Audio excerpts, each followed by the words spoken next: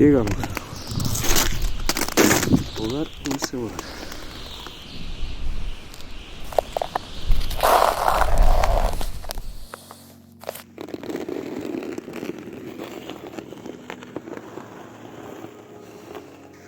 Afuera teníamos ventisca. Aquí la cosa está súper diferente.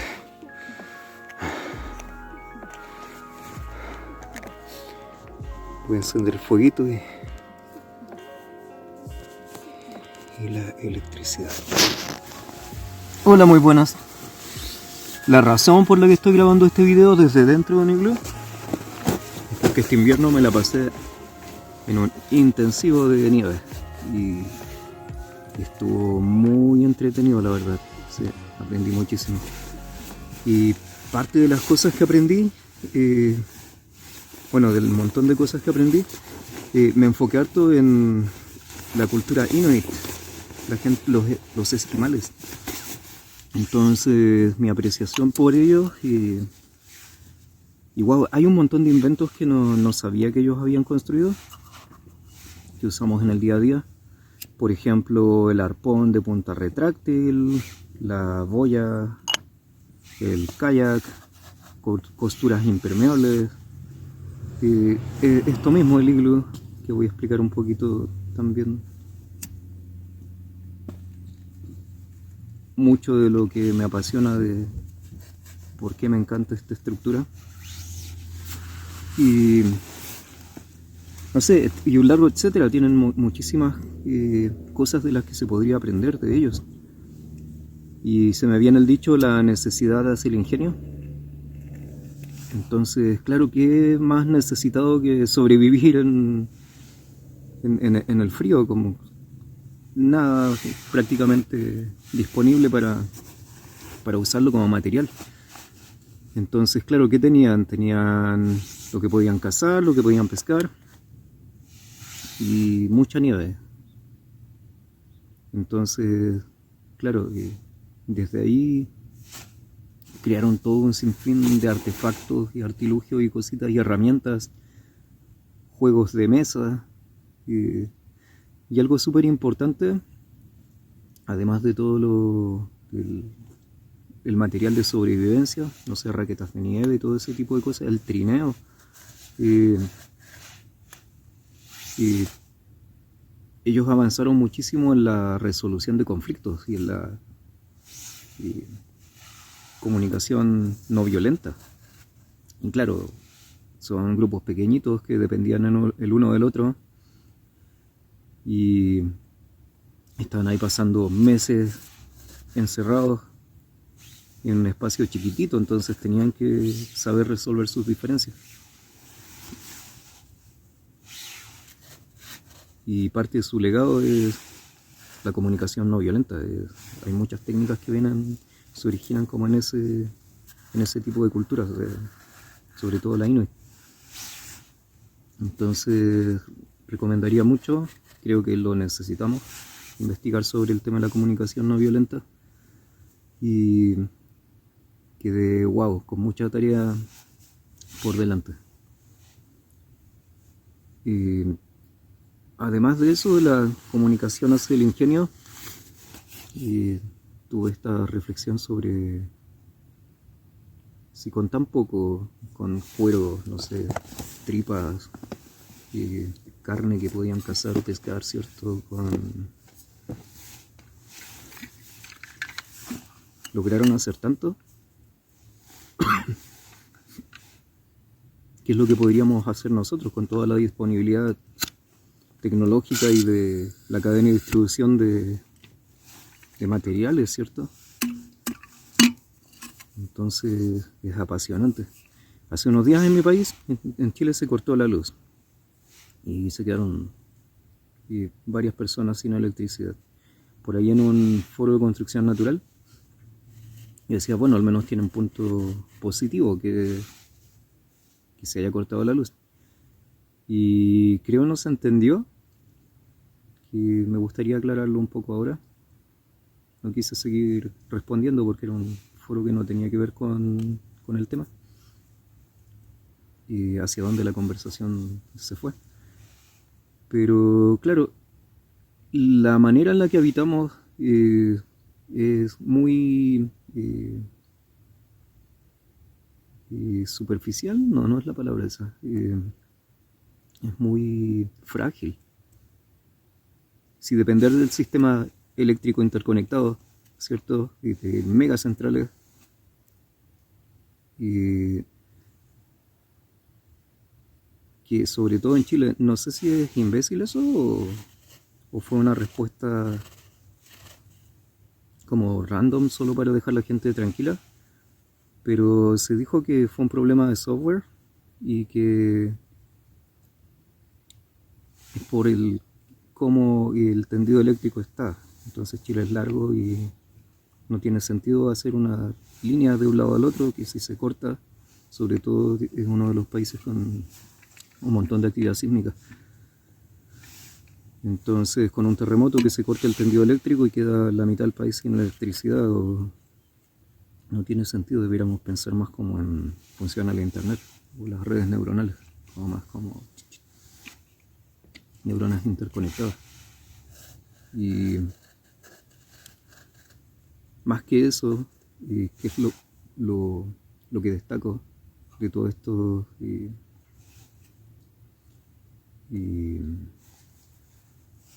experiencias como de estrés, ¿cierto? Experiencias de trauma, es que todas esas situaciones nos hacen ver nos hacen evaluar lo que supuestamente es cotidiano. Entonces, es cotidiano y es lo que hay el que la electricidad venga de esa manera para algunas personas, ¿cierto? Que nacieron en ese contexto. Pero, ¿qué pasa si falla? Como les estoy diciendo. Sobre todo sabiendo que es tan frágil, el diseño que tiene.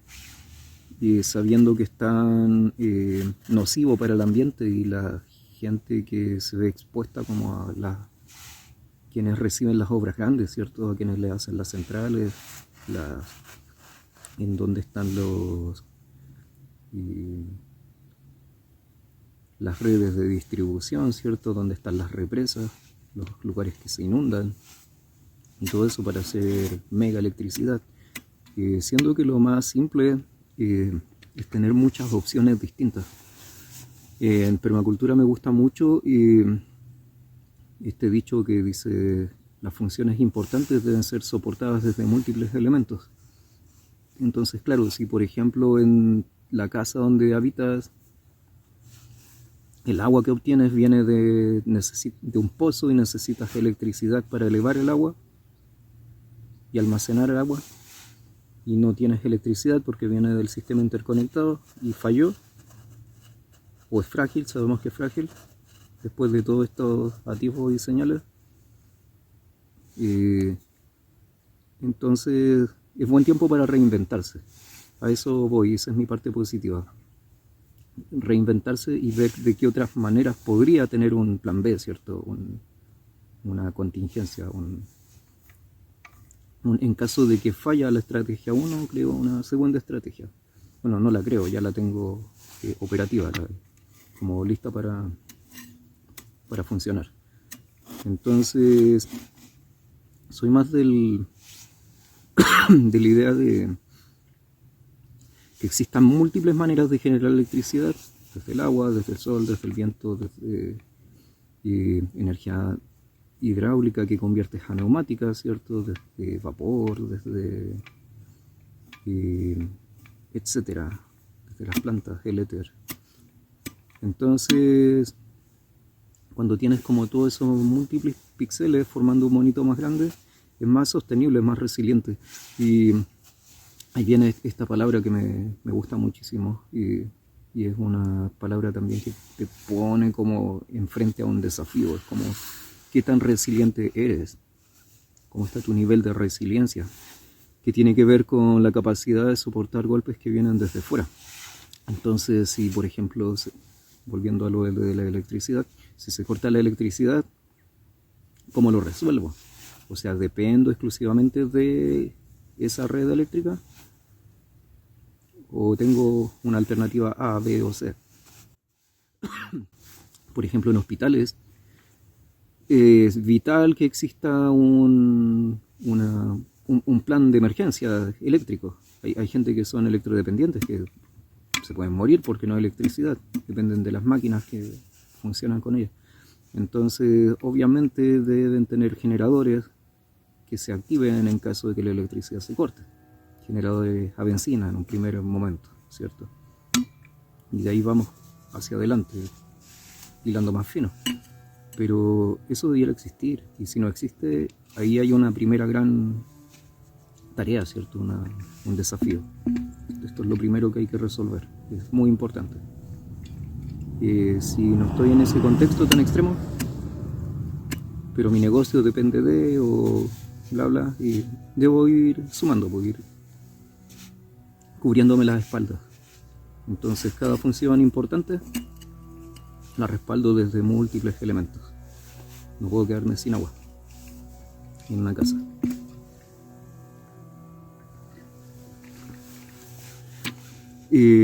Volviendo a los Inuit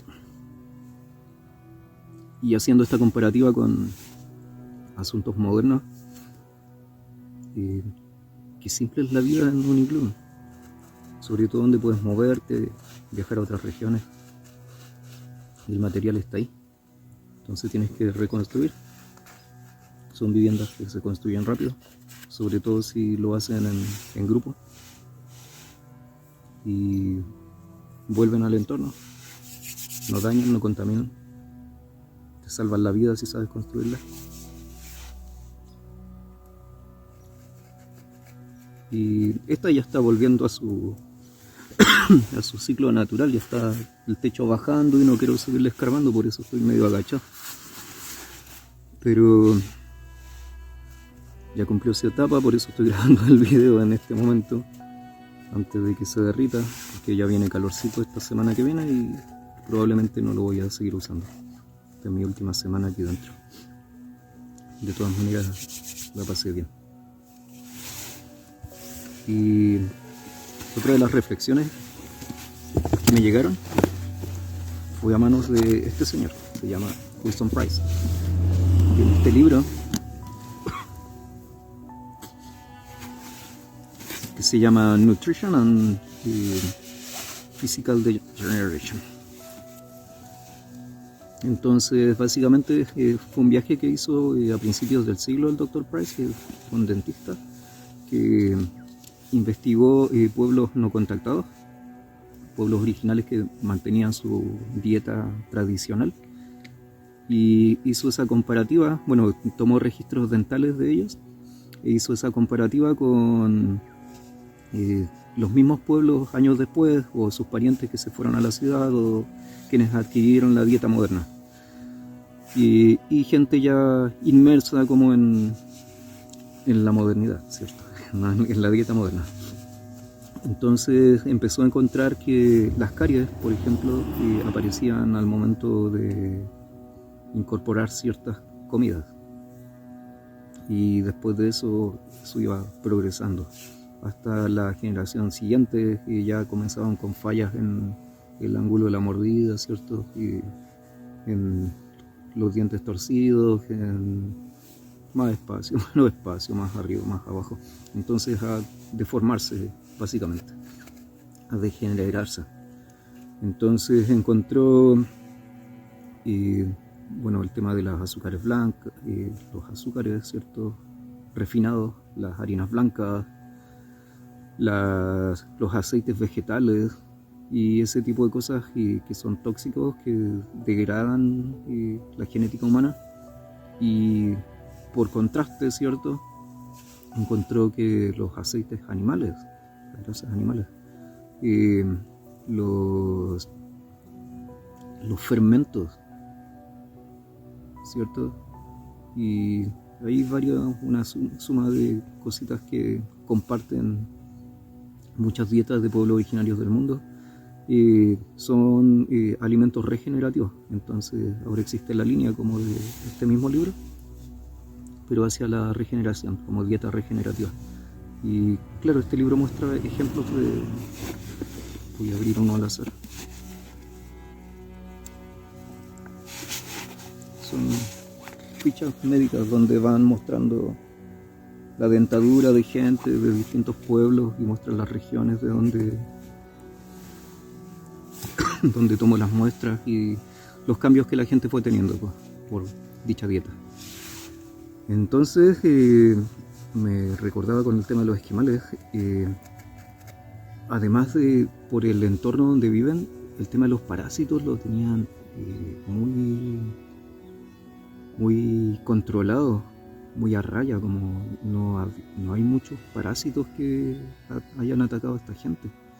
Entonces hay muchas enfermedades actuales que tienen que ver con intoxicación por parásitos, ya sea porque la cantidad de parásitos producen ciertas toxinas, que esas toxinas el cuerpo las absorbe y bla bla, y ahí viene la enfermedad, o netamente los parásitos atacan ciertos órganos o tejidos y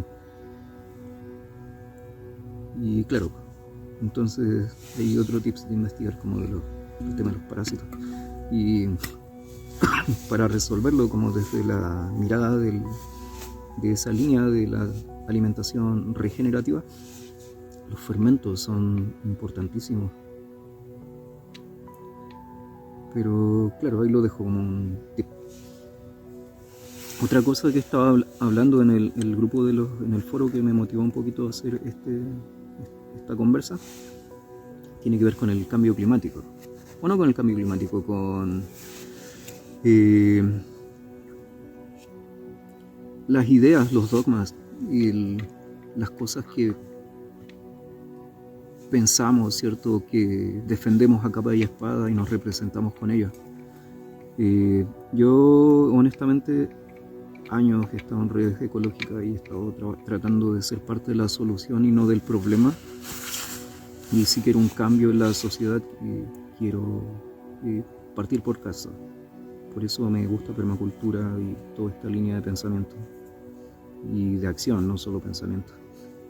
Entonces si la sociedad moderna está en crisis y repudio, como el expansionismo depredativo está avanzando y depredando, destruyendo todo para beneficiar a unos pocos, entonces ¿qué hago? ¿Me quejo? ¿O puedo actuar de manera violenta? ¿O puedo ser consecuente, ver cómo implementar esos cambios en mí mismo, aprender, adquirir las habilidades? Esto, estar ahí tratando de aprender, ¿cierto?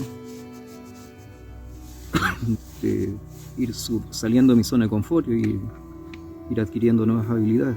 Por eso hago todas estas cosas. Pero varias veces en la vida me he enfrentado a la situación de wow, lo que creía que era así, la verdad es que no lo era. Como el caso del desarrollo sostenible, por ejemplo. Después de haber usado tanto esa palabra y haberme motivado tanto a hacer cosas que creo que sí estuvieron muy buenas, pero no lo estoy y ahora me lo cuestiono, pero es parte del aprendizaje de la vida. Hace 10 años no pensaba lo mismo que ahora, entonces ahora no puedo asegurar nada porque sé que en 10 años más voy a pensar algo absolutamente distinto quizás. Pero más o menos estoy siguiendo una línea y creo que sí, eso me ancla a tierra, mis principios, valores, ¿cierto? Me anclan a seguir empujando hacia ese lado y explorando. El tema es no embanderarme con nada y defender la capa de espada como si fuera la última, lo único, ¿cierto? Todas las guerras en el mundo vienen por eso, por defender las verdades propias versus las verdades del enemigo, que van en contra de mis verdades. Entonces la reflexión es un poco hacia eso, hacia si uno cree que está en una lucha, en una causa o algo le motiva, o piénsalo bien, reevalúate. Piensa si estás hablando desde ti mismo o hablas desde lo que escuchaste en la tele, lo que dicen las agendas, lo que los gobiernos, lo que no sé, etcétera. Muchas maneras desde donde tenemos información hoy en día, entonces, pero es información mía que yo he vivido o algo que estoy repitiendo de un programa de televisión. Entonces el tema del cambio del clima fue la temática que me hizo pensar en quizás necesito tocar este tema de una manera media delicada, porque quien está involucrado en esto sabe que los logaritmos saltan y te bloquean los videos y empiezan o te pasan publicidad por encima que dice lo que esta persona está diciendo es absolutamente mentira. Y quizás lo es, yo no defiendo nada. Como les digo, no podría encasillarme con una opinión que diga esto es propio. Bueno, sí, la verdad es que sí, tengo mi ética, pero es flexible y se adapta y aprende. Entonces el tema del cómo el clima ha ido cambiando es un ciclo, ¿no? Es un ciclo que tiene desde que el planeta existe, el clima ha cambiado.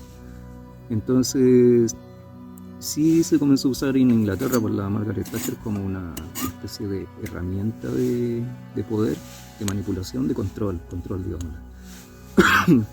Se empezaron a pagar estudios para que digan que el carbono, ¿cierto? El CO2 es el responsable de CO2, es el gas de la vida. Mientras más CO2 existe en la atmósfera, es mejor, es más fertilidad.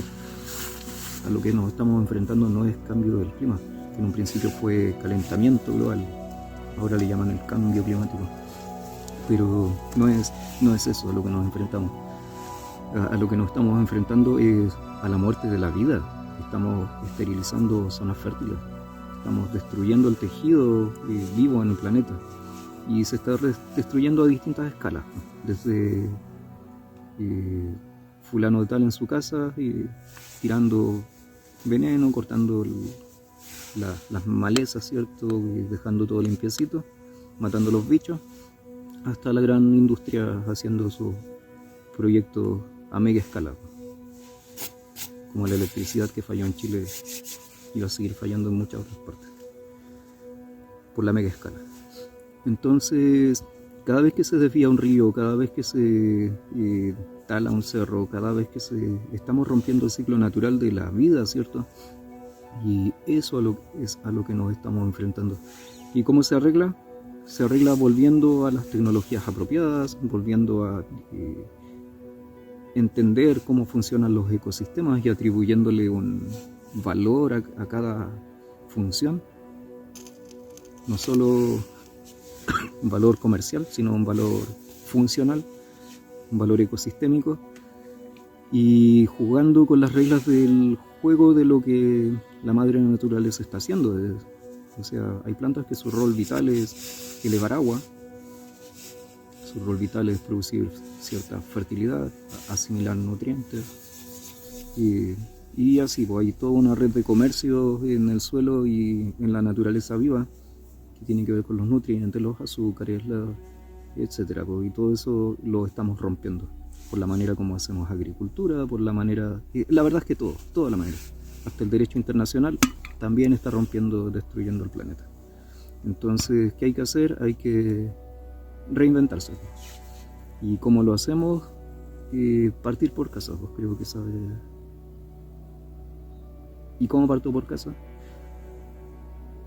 Primero diría que autoevaluándome, no creyendo que lo que sé es la única plena verdad infinita sagrada del mundo mundial y todos debieran hacer lo mismo. Creo que esa es una manera errada de enfrentar los desafíos. Y cuando sé que la verdad que sé es dinámica, es flexible, porque la naturaleza es dinámica también, mi verdad se adapta y aprende y sigue y crece y evoluciona, entonces sé que lo que estoy haciendo va a ser un paso más, y si alguien más está un paso más atrás, intento guiarle, pero con respeto, Y solo hasta ahí. Si realmente le encanta lo que hago, que me copie con el ejemplo, o yo copiarle el ejemplo de gente que admiro mucho también, y así avanzo. Pero eso, creo que esta experiencia de pasar este invierno extremo me gustó muchísimo. No sé si la repito otra vez, al menos en lo pronto, pero aquí estamos, ya casi en primavera, listos para comenzar una nueva etapa, meterme de cabeza a los huertos y seguir aprendiendo. Pero estén bien, cariño.